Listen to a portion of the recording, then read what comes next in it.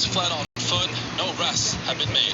Reporting live from the unhinged section of the Bronx, Stefan Kim, Channel 7, Eyewitness News. Also in the Bronx, dozens gathering there today demanding immediate change to bail reform. The protest outside Assemblyman Carl Hasty's office drew a mix of families impacted by violence and those of police officers killed in the line of duty. They say bail reform allows felony offenders to reoffend. Up there in Albany, they know what they're doing wrong, and they don't do anything of it. And we're the ones that live here. We're the ones that go through it. Well, we see it here today. A couple of thousand crimes mean a couple of thousand victims. Bail reform went into effect 2 years ago this past January. Right now, it's a major topic once again during this year's budget negotiations.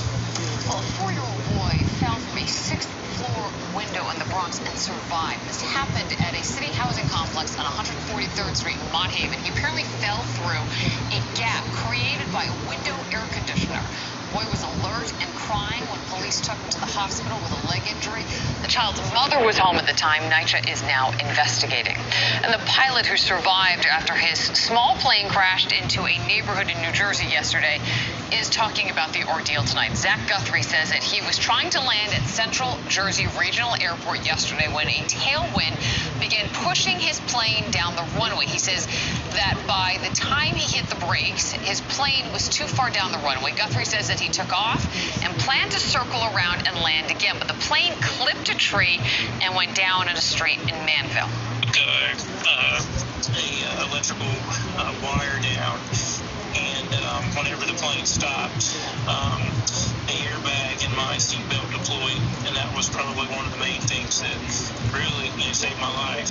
Whenever I crashed, the plane had a small fire in the front, and so I quickly exited the plane as fast as I could. Well, he suffered some cuts to his head and his hands and left ankle sprain. Now to that story about a homeless man pitching camp at the stairwell of a private apartment building in New York City. A week ago Monday, we told you about the man living on 2 floors of stairwells in a building in the Bronx.